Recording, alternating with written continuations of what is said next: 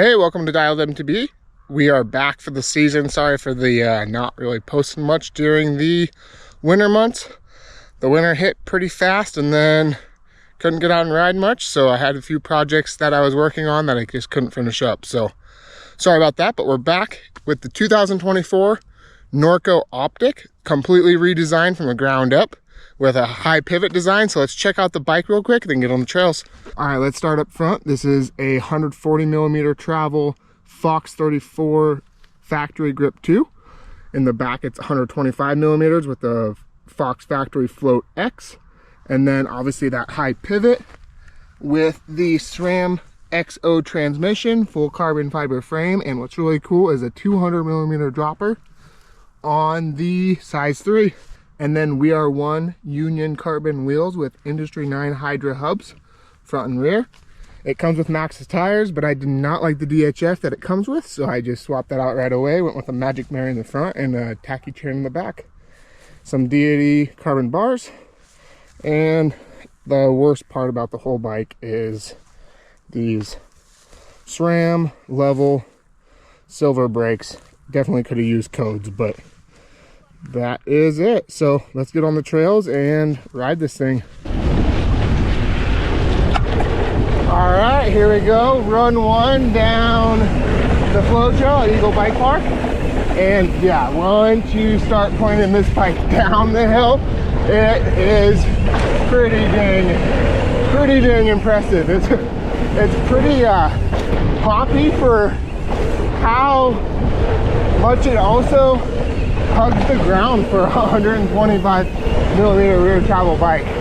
I've never rode a bike with this little amount of travel that is just so frantic. It's compared to the old Optic, it's just kind of like on steroids for the descent. So yeah, pretty dang rad. Let's talk numbers really fast. Whew. That is pretty rad. But okay, this is size 3. I'm just over 5 feet 8, 5'8", and whew, yeah, and it is the size 3. I went with the size 3 because the size 2 just seemed a little too small at 447.5 millimeters for the reach. This is 472.5, so it is kind of a large, but it has a 77-degree seat tube angle, so that really helps it out on the climb to make it not feel so big. And then a 1221 millimeter wheelbase. So it's feeling really good. The size does feel like a tad big, but like I'm talking like a couple percent bigger than what I'd want for a perfect size.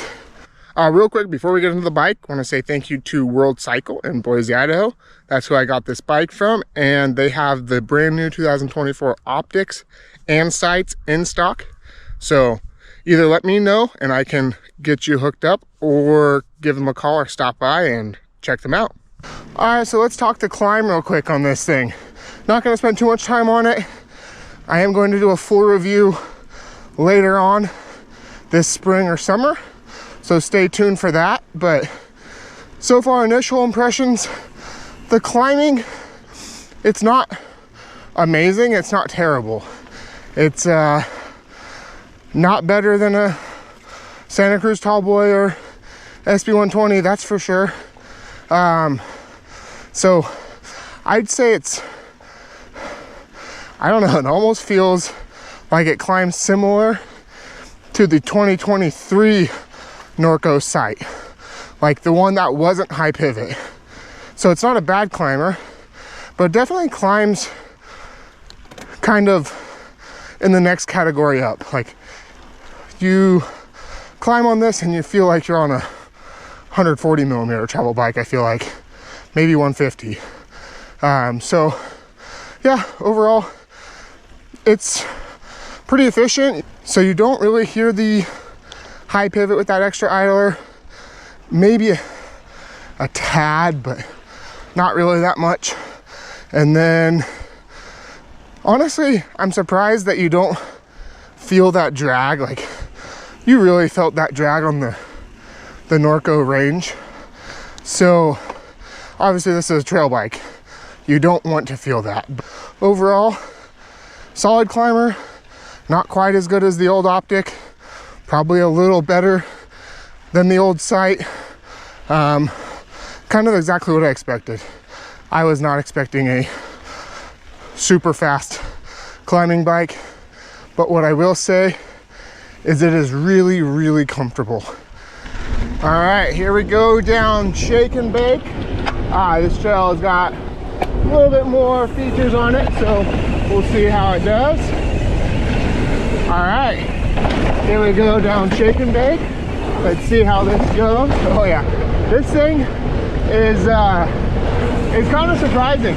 So for how much, like how stable it is and how much rear grip and comfort the rear end has, it also likes to pop off the jumps really easy. And like that little rock section right back there, it just goes over it with more composure than what you expect out of any 120, 130, shoot, even some 140 millimeter travel bikes.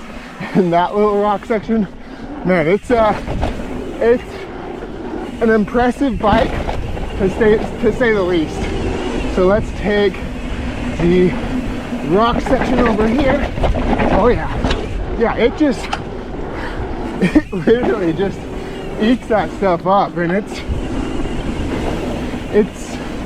just really, really impressive. So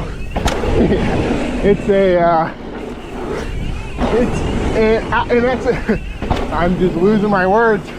It's an absolute blast. You can jump it so easy, and it corners really well. I think I'm gonna have to get used to this cornering because of how long the reach is. But other than that, wow, impressive bike. All right, so what I've noticed is this rear end feels like it's really supportive. And what I mean is, like some shorter travel bikes feel like it blows through it too fast, or it's so stiff and it's just not very comfortable. But this one just feels like it's keeping you in the travel exactly where you're meant to be. So super good feeling rear end. And then with that, it is so good feeling because Norco's ride align system, that alone is just so dang impressive how good the bikes get set up for you. So if you have a Norco and you have not used that ride align system, you're wasting a big investment that Norco's done to give you the best ride possible. So definitely do that.